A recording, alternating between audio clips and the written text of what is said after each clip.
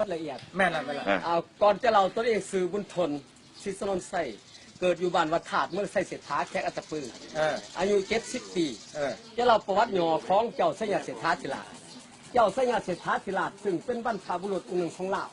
ที่มีความสามารถเก่งกาจทั้งด้านศิลปะและวิทยาการมีหนังสือเบลานผูกหนึ่งได้คนพบเห็นได้ว่าเจ้าสัญญาเศรษฐาศิลามีนามเดิมว่าเจ้าเศรษฐวังโสเจ้าเศรษฐวังโสแล้วเกิดปีมาเมียปีข้อศ1534ชื่อพ่อรับพญาโพธิสลาดซึ่งเป็นเจ้าแผ่นดินลาวอยู่ที่นครเสียทองนครบ้างชื่อแม่ละพนางยอดคำนางยอดคำซึ่งเป็นบุตรของเจ้าแผ่นดินเชียงใหม่เวลาเย้าไว้เจ้าเศรษฐวังโสเล่ามักศึกษาความหูเที่ยนวิสมันอยู่ที่วัดป่าที่นครเสียทองนครบ้างอายุได้14 ปีพญาโพธิสลาดผู้เป็นพ่อดีพระไทยเป็นอันมากได้เห็นพระสังฆราชเจ้าพร้อมพญาเส้นหลวงในมาขอเอาเจ้าเศรษฐวังโสลงไปเป็นเจ้าแผ่นดินไปปกครองนครเชียงใหม่ในปีข้อศ1548มาถึงปีข้อศ1550ถือพญาโพธิสลาดผู้เป็นพ่อสู่สวรรคตราชาคมหาราชสมปีจะทั้งหลายจึงได้แต่งตั้งพญายศลือเตรียมลงไปเสื่อเสิร์นเอาเจ้าเศรษฐวังโสอยู่ที่นครเชียงใหม่ขึ้นมานครเชียงทองลกเขาบางคืนเพื่อมาถวายพระเพลิงและบวชน้ำพญาโพธิสลาดผู้เป็นพ่อในการบวชสำเร็จเสร็จสิ้นวิธีแล้วราชาคมหาราชสมตีจะทั้งหลายจึงได้ทำอุปเสกเจ้าเศรษฐวังโสขึ้นมาเป็นเจ้าแผ่นดินปกครองนครเชียงทองลกเขาบางคืนเพื่อแทนพญาโพธิสลาดผู้เป็นพ่อจึงได้ถวายพระนามว่าพระอุทัยพุทธรบวรเสยเศรษฐาธิราชผู้วนาคณหุตซึ่งเป็นเจ้าปกครองทั้งสองนครคือนครเชียงทองหลวงพระบางและนครเชียงใหม่ในสมัยผู้ปกครองในเวลานั้นพระองค์ก็มีความสามารถเก่งกาจทั้งด้านศิลปะและวิทยาสามารถปราบขาศึกศัตรูทั้งภายในและภายนอกอย่างฟิลาอาหารนอกนั้นท่านยังได้สร้างสาพัฒนาบ้านเมืองสร้างวัดวาอารามในเมืองเล่ากรุงเฮืองเรื่องเหลื่อมและแหงเส้นเล่าในสร้างพระธาตุหลวงเวียงจันทร์ในปีคศ2566เล่าสร้างพระธาตุหลวงเวียงจันทร์ร่วมพระธาตุเก่าที่พระโสกราชสร้างไว้ในปางก่อนสร้างสมัยคศ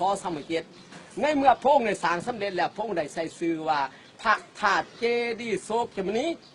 ในเมื่อพระองค์ได้สร้างพระธาตุหลวงแล้วพระองค์ยังสร้างวัดที่สำคัญนี่คือ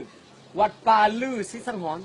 วัดประกันทองที่น้องย่างคำสร้างอุโมงค์ร่วมถาดพระอรหันต์ที่ป่ามหาพุทธองค์ไม่ถาดพุนทุกวันนี้สร้างเจดีย์ก้อมถาดหัวเนาอยู่คู่เขาหลวงสร้างวัดพจน์น้องกกอยู่ที่น้องค่าย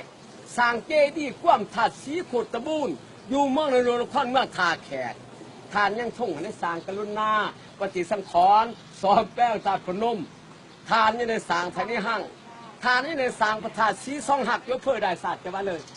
ทานนี้พระราชศรัทธาโดยรอบพระพุทธรูปที่สำคัญนี่คือ1 พระตื่น2 พระสุข3 พระเสริม4 พระไสส่วนพระไสปัจจุบันนี่อยู่วัดบ้านโพไซมุนงค่ายส่วนพระเสริมปริสถานอยู่ที่พุทธวดารามอยู่ในกรุงเทพส่วนพระสุขย่อมอยู่ท่าน้ำบ้านเวิ้นสุขพระไทยสยามเอาไปกรุงเทพมาถึงปีคศ1572คือพญานครกับพระสังฆราชก็พร้อมกันมีการขบฏต่อพญาสัญญาเศรษฐาธิราชเจ้าเพราะว่าถ้าพญานครอยากเป็นเจ้าแผ่นดินภายพระสังฆราชก็อยากเป็นพระมหาราชาคู่อย่างทั้งสองคนนี้ยิงใส่เล่ห์เหลี่ยมก้นอุบายว่าพญาเมืององค์การแขกกระปื้อนี่บุกขึ้นกับพระองค์อันนี้เมืององค์การเนอะมีการทัดขวางกับพระองค์หลายรูปหลายแบบขอพระองค์จงเอากองทัพหลวงลงมาตีเมืององค์การอัตปือส่วนพญานครเองจะขอคันอาสาเอากำลังสมทบออกนาติตะกงในเมื่อเจ้าไส้เสถาได้ท่องทราบเนื้อในแก้ความดังกล่าวโหลดวาแมนความจริงจึงหลงเสือความตัวหยัวหลอกลวงของทัพพญานครจึงได้เอากองทัพหลวงลงมาตีเมืององค์การอัตปือพ่อมาหอดแดนเมืององค์การอัตปือทัพพญานครได้ทำกลอุบายคือแท้คือว่าทัพพญานครได้เอาทหารของทัพพญานครย่ามจะเสท้าบดานอกส่วนทัพพญานครได้เอากองทัพหลวงของเจ้าไส้เศรษฐาเขาได้วางก้างวงสังกัดของทัพพญานครที่แก้ว่างไว้ก่อนแล้วนั้นได้โอกาสดีทัพพญานครได้สั่งทหารเป็นตีจะขนาดเช่นให้ทหารเจ้าไส้เศรษฐาตื่นตกใจแตกกระจายลมทลายไปเป็นอันมาก อยู่ในป้องทับหลวงมีพญาสูริทรไสมีพญาเจันกองนางมีพญาสมพมิตรได้ผ้าป้องทับหลวงของเจ้าไส้เศรษฐากลับขึ้นณคลงวิจันทร์ส่วนพญานครได้ทำกลอุบายคือแท้คือว่าได้เอาเจ้าไส้เศรษฐาขนาดเสกมานมาผังในในเสกมานเนอะอันนี้เขาเอ่ยมาผังในโอ้ตัวนั้นฝั่งนอก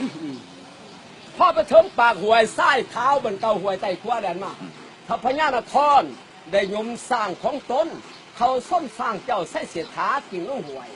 ถ้าพญานครได้เขาขั้นเจ้าไส้เศรษฐาใต้กับพ่อสร้างเพราะเล็กไรกว่าทานจะเป็นเสียชีวิตย้อนส่วนซากศพของเจ้าไส้เศรษฐาทั้งไปขางกกย่างใหญ่2 ตนที่เข้มหวยแดนเมืององค์การอาจจะพื้นถ้าพญานครสั่งปิดลับในนรกถ้าออกจากปากผู้ใดว่าซากศพของเจ้าไส้เศรษฐาพังอยู่นี่ถ้าออกจากปากผู้ใดว่าพญานครขาจะไส้เศรษฐาพญานครจะตัดข้อถิ่นพญานครได้กลับคืนเมื่อได้เปล่าข่าวอากุศลว่าเจ้าไส้เศรษฐานี่หายสาบสูญนี่สิลายหูเลยอ่ะเอาลูกหลานผู้ใดดีที่อันนี้อยากจะรู้ว่าหายสาบสูญย้อนเขาบอกเขาพันพญานครที่หลับเจ้าไส้เศรษฐาใต้มือแข้งคำเลือดอายเลือดเสียงเนาะเล่าใต้ที่ข้อ2,572รวมอายุของเล่าได้จะ38 ปีแต่เล่าหันมีเมีย3 คนมีโอรส2โอรสผู้ที่1ชื่อว่าท้าวพระไส้ท้าวพระไส้ประสูติจากนาง3 สีถึงเป็นบุตรของพญาเมืององค์การจะคือโอรสผู้ที่2ชื่อว่าท้าวนอเมืองประสูติจากนางเทพธิดาผู้เป็นบุตรของพญาสูริทรไสโอรสผู้ที่3ประสูติจากนางเทพสตรีอยู่กุ้งศรีอยุธยาไทยสยามผู้บริการถึงเป็นอลูกพระมหาจักรพรรดิพระเจ้าแผ่นดินกุ้งศรีอยุธยาเนาะลูกคนบริการในปีข้อ2,572ในเมื่อเจ้าไส้เสถาสุรคนแล้วพญาสูริทรไสได้ทำการแท่นเจ้าไส้เสถาอยู่พนุจันทร์แต่ปีข้อ2,572มาถึงปีข้อ2,574พญาสูริทรไสบรรษาได้แต่2 ปีคือเมืองหงสาวดีพม่าได้มาตีนครหลวงเวียงจันทร์เป็นครั้งที่3ได้มาจับอพญาสูริทรไสเมื่อประเทศพม่าได้มาจับอท้าวนอเมืองลูกกำนันเทพธิดาเมื่อประเทศพม่าส่วนท้าวพระไสลูกกับนาง3 สีได้ลบหนีมาลีอยู่เมืององค์การอัตภือยิ่งได้หูเหตุการณ์ละเอียดนำในหอยคล้ายควายว่าเจ้าไส้เสียท้าใต้อย่างพญานครขาใต้หูได้ไรมาถึงปีข้อ2,579ถ้าประไส้ลูกไส้จะได้สร้างทานน้อยจะได้น้อยบอลเขากาไว้นี่ถ้าประไส้จะเอาบาวคาเลสดอนไปขุดคนอักกระดูกของพออยู่ข้างก้งย่างไง2 ตนมาไว้ในทานน้อยถ้าจะได้เครียดแค้นแท่นพอจะได้ปลุกระดมเอาทหารอยู่ในเมืององค์การอัตปือได้3,000 คนถ้าจะได้ประกาศเปล่าข่าวไปว่าเจ้าไส้เสียท้านี่ยังไม่ชีวิตอยู่จะต่อสู้กับพญานครคือเห็นข่าวตัวนี้ไปถึงหูถึงพญานครเห็นข่าวตัวนี้ไปถึงหูจากแผ่นดินโนโซอย่างกว้างสุดถ้าพระไส้ได้เอาทหารจำนวน3,000 คนขึ้นไปตีเมืองมันนี่มันสารวัตรตีประกำทองตีเมืองเหนือตีเมืองใต้จะพญานครได้คาทิมทรงความแข็งแกร่งของทัพไส้ลูกสายบุกของเมืองเวียงผูกปดปล่อยนครหลวงเวียงแก่นจุดเสด็จจะกล่าวถึงเจ้าแผ่นดินวอลงสูย่านกว้างทัพไส้ไล่จึงได้พระคามเหสีพร้อมบริวารส่วนใดส่วนหนึ่งขี่เหื่อเห็นเหื่อลมจมน้ำแต่เมื่อจะกล่าวทั้งทัพพระไส้ได้เขานั่งเมืองนครหลวงเวียงจันทร์ในปีข้อ2,579ทัพพระไส้จึงได้จัดตั้งฐานตุ่มซึ่งแม่นส้นพญาเหินทำราชการตั้งทัพพระไส้ชั่วข่าวส่วนทัพพระไส้ได้เอาแม่ชื่อว่านาง3 สีลงมาเมืององค์การตะปือเพื่อจะมาสร้างถาดใหญ่สิใส่กระดูกของพ่อด้วยความตั้งใจในเมื่อทัพพระไส้ลูกชายมาหอนเมืององค์การตะปือแล้วมาสร้างถาดใหญ่สำเร็จเสร็จสิ้นแล้วทอดมือห่างหากาเกียมจากกระดูกของพ่อจะได้มือถาดคือกลุ่มทัพพญานครเอาทัพพระไส้ไปขาดตะกำอยู่ห่างนั่นหรอโตทัพพญานครแต่ยังกลุ่มมาแก้แค้นกันอีกในนั้นมีเนี่ยครูหูยันตังบาอยู่บนหลวงเนี่ยครูคำทองเนี่ยครูหยอดแก้วอยู่บนหลวงนายห้อยขายควายพร้อมอุปโสอุปสิกาออกต้นยานยนต์ทั้งหมดได้พร้อมผ้ากันเอากระดูกของทัพพระไส้ลูกชายมาบรรจุไว้ถาดใหญ่จะทราบบ้านพวกขาอื่นว่าถาดพระไส้แต่พระไส้ถาดแต่กระดูกของพอและปริสถานอยู่ถาดหน่อยคือเก่า ในการเล่ามาแต่กกถอดไปเราย่อๆสุขีสนองสนุกสนานขอพี่น้องลูกหลานจะมีอายุมันพันยืนเนื้อความเป็นไปได้ของใครยังมีมุดคุณเจ้าสยามเศรษฐาธิราชจะปกปักรักษาบุญแง่ของร้านรัฐปรารถนาได้ขอได้ความมาปรารถนาคนหลวงของร้านรัฐปรารถนาท่องในท่องเนื้อปรารถนาเงินในเงินปรารถนาธรรมในธรรมปรารถนาได้ความมาปรารถนาของร้านขอขอบคุณ ซื้อไม่ใช่